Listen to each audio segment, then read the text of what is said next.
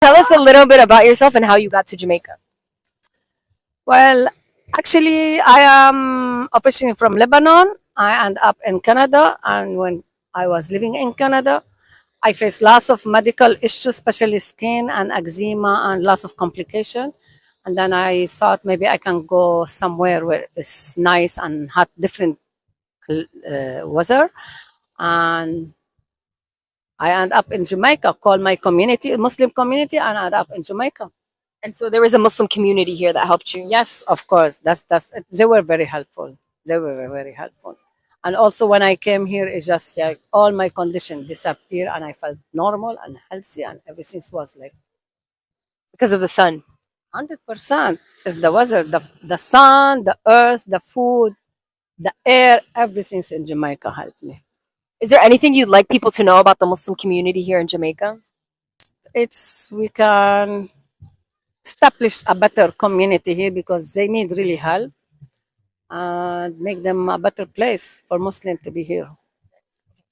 Okay, so what's your favorite thing about wearing the hijab? Oh, I love my hijab. I love my hijab. I'm so proud of my hijab. I I consider myself lucky to have hijab and being in Jamaica because I feel I'm so respectful from many people and I walk here so safe, so nicely, and people respect me so nicely. And How do people respond when they see you?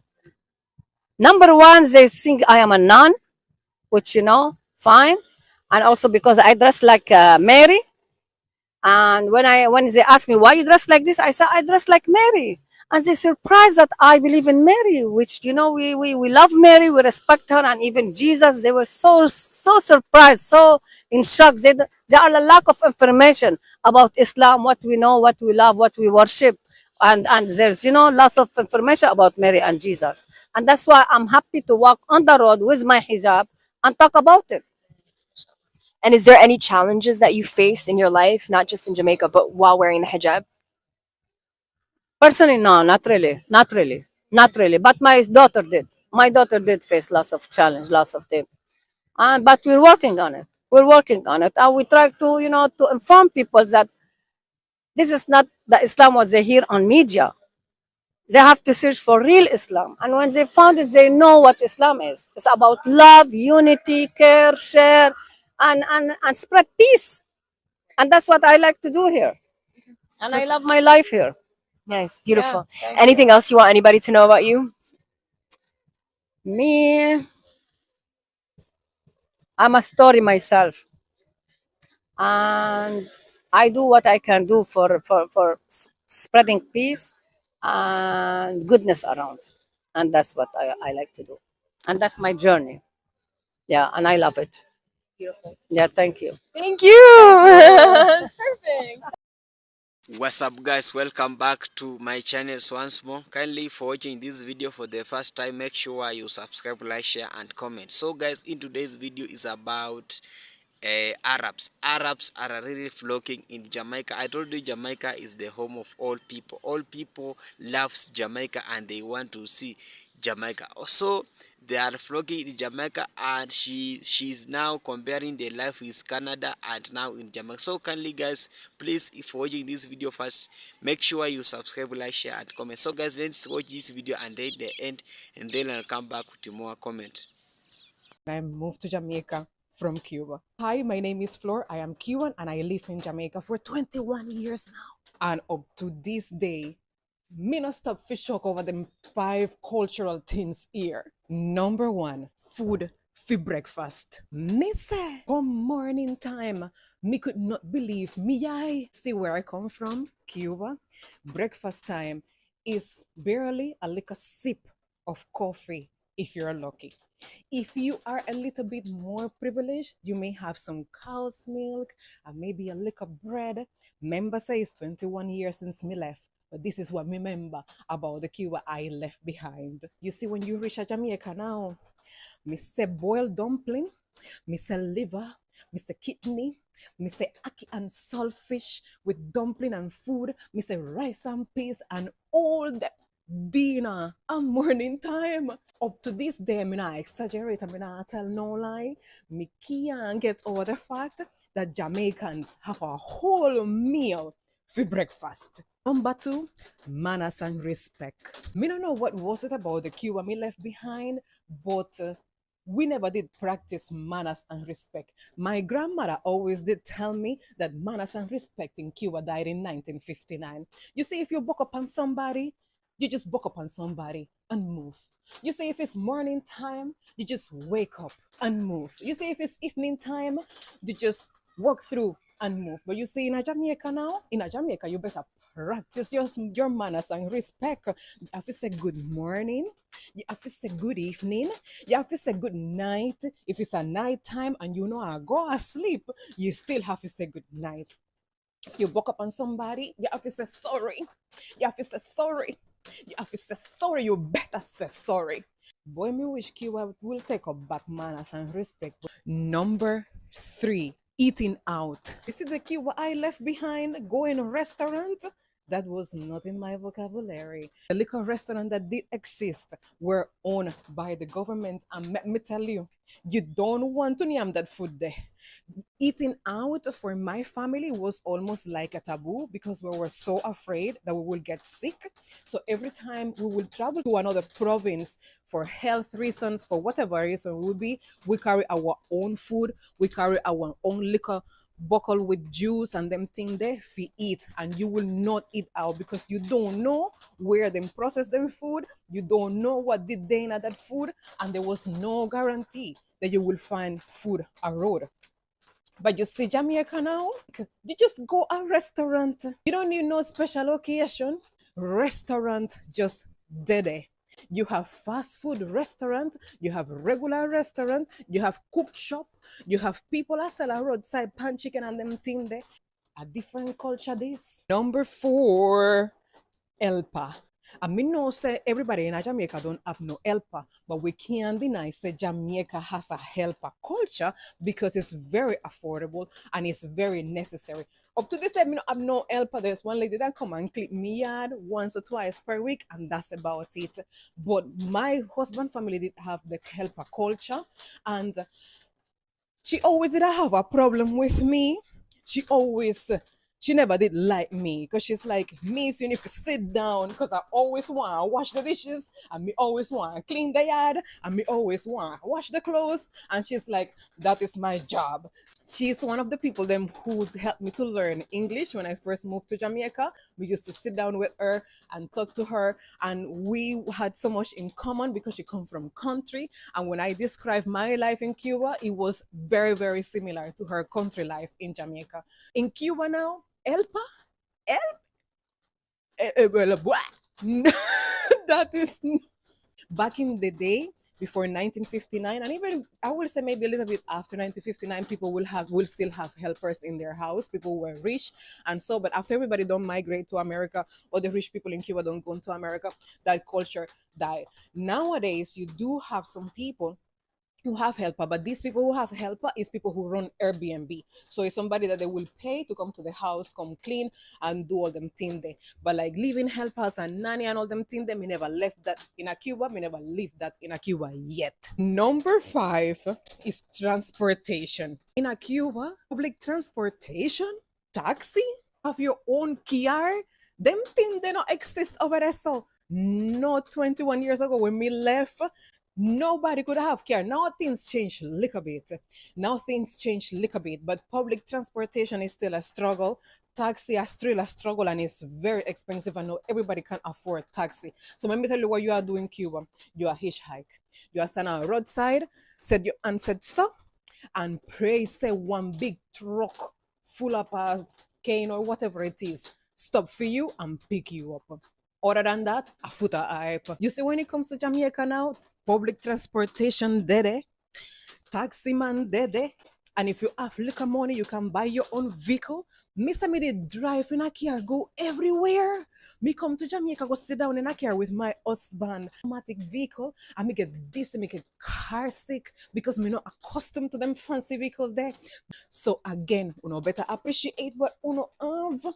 better give thanks for what have, because other people don't have it like These are the 5 cultural shocks I experienced when I moved to Jamaica, from throwing the toilet paper in the toilet. Cuba is a very different place right now, but back in my days, you couldn't do that. First of all, we didn't even add toilet paper. We did use newspaper, and then you have the little basket beside the toilet, and then you would have put the paper in there. So me did put the toilet paper in the basket, and my mother-in-law yard by mistake couple times. Number two, meat. When I went to Jamaica, I went to live with my mother-in-law, and she did have a helper. So the helper would have cook. And the first time I see the helper cooking, I swear I said they might keep a welcome party for me. And I was like, oh my God, it looked like I missed the notice that they're keeping a welcome party. And then when dinner time come, miss everybody, I share them plate, and I'm like, no party, no, I keep again. And I asked my husband, and I say, you know, I keep party or something. He said, no, why you are asking? I said, but me I see a pot full of meat in the stove. Like, what is that? And he said, no, that is how we cook here. I'm like, excuse me? You see, in my Cuba, the one that I was coming from, we cook a little tiny piece of meat, and it's counted per person. Let's use an example of a chicken very quick. My family will slaughter a chicken at home. We take part of the chicken to make soup. That will be the 2 foot, the neck, and the intestines. The soup will be one meal. Another meal will be the leg and thigh them. And another meal will be the breast and the chicken back. 3 meals, 3 different meals out of one chicken. Me never adjust to them abundance them there. I was shocked. Number three, it was the lack of public display of love. You see, in Cuba, people are kiss, people are hug, people are make out, people are fill up one another in a public. People sometimes even in a public. And most time I did have to find myself holding back when I was in public with my husband. And every time, like if I kissed him or anything, I just felt like everybody was like, what are you doing? Get a room. It was very uncomfortable. And 21 years later, after practicing that, I have found after visiting Colombia and Brazil, which are places where people do that, just like in Cuba, I feel like, boy, me really miss out in hug and kisses. Number four, Jamaicans bathe a morning time. In Cuba, nobody no do that. I am not saying it's because we are nasty people, but because we don't really have the resources, we don't have the water, we don't have soap. We bathe 2 times for the day. So in a Cuba, it's normal for a man to wake up a morning time, wash his face, and a woman wake up a morning time and she wash her face and she wash her and go about them business. Number five, and this was one of the biggest adjustments I had to make. And it was wearing a brassiere and just changing my general way of dressing. Jamaicans' way of dressing, Jamaicans' style is impeccable. I have been to many different countries and I have never seen anybody who dresses as well as a Jamaican does. And I am so glad and thankful that I adopted that type of that part of the culture, because my IG name is Rokuwana that style thanks to Jamaica. I literally went to Jamaica without a brassiere. I never did wear one to begin with. One of the first type of shopping that my mother-in-law took me to was to buy underwear. She's like, do you want to go shopping? I said, I couldn't even say yes. And she's like, let's just go buy some brassieres. My titty them never did long. I was 20 years old, okay? And another thing was adjusting to the way that you dress to go to work. You see, when a Jamaican dress to go to work, it come like them a go out somebody wedding, everybody dress up. It dress up with so much taste and meticulously. I had to adjust that because in Cuba, you just wear your shorts and slippers to go at work. No matter what your line of work is, nobody know a dress up for go at work. So I had to take time to learn that part of Jamaican culture, and it was an absolute shock to see that somebody who works in a very regular industry, meaning like this person is not a lawyer or a doctor, that they dress up dress up to the T. So these are the five shockers that I lived when I moved to Jamaica back in 2003. I'm a metal Uno give thanks for what Uno have, because some people like Cubans don't have it like you do. Thank you so much for watching. Hello guys, welcome back. Hope you have watched a very powerful speech about Jamaica. I told you that Jamaica is the influential country and most of people are living in Jamaica. For those who are watching this video for the first time, Jamaica is from Caribbean country. It's just a small island and those people are just a black American, also an Africa. So those Jamaicans came from Africa. They were taken by these European countries during the colonization, so they are taken through slavery, and when they reached on that island, they started dominating that island. So that's made Jamaica, that's how the Jamaica was born, and it has an population of around 2.8 million. It's just a small island, and most of people are living outside the Jamaica. So kindly guys, people are talking about Jamaica. When you go everywhere, people are talking about Jamaica. So people are talking about Jamaica for about three things. Number one, in musician, a lot of musicians are coming from Jamaica. When you just take about Rastas, they are this name came from Jamaica. You can see Haile Selassie, you can see Bob Marley, you can see bomb, a lot of people, a lot of popular musicians came from this Jamaica. Number two is about sports. So Jamaica is known for sports, and especially in athletics.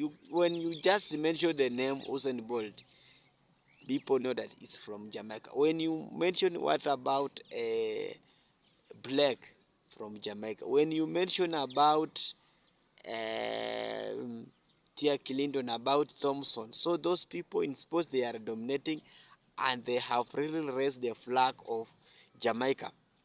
Another thing about Jamaica is about comedy. Steve Harvey, a lot of comedy is happening in Jamaica. You cannot, when you start watching those clips, those comedy, you can't sleep. You laugh until you are starting crying. So Jamaica is an influential country and it has a lot of talents. A lot of people are dominating in those. So Arabs are really dominating in Jamaica and they are enjoying their life. So that lady is comparing their life in Canada. She's telling that the life in Canada is so expensive compared to Jamaica. So she's telling that Canada, a lot of bill is being incurred, so you can manage the life of Canada. But when you come to Jamaica, Jamaica life is so cheap. Most of most of people most of these foods came from direct from farm, so it's organic food. In Jamaica, in Canada, you can't find the organic food. And he was also talking about what we call a salary. So she was paid low wages in those Canada. When you compare to Jamaica, Jamaica has a lot of opportunities. So she's really narrating how Jamaica is up to now and how people are loving Jamaica and how it's really progressing. So kindly guys, let me see your reaction about this video, how Jamaica is really growing and how people are loving the Jamaicans. For my Jamaicans people, kindly comment in this comment section why people are loving your country so much compared to other countries. This is our country and Jamaica is the home of black people, all people loving Jamaica. Kindly guys for watching this video, make sure you subscribe, like, share and comment. I'll be back up next.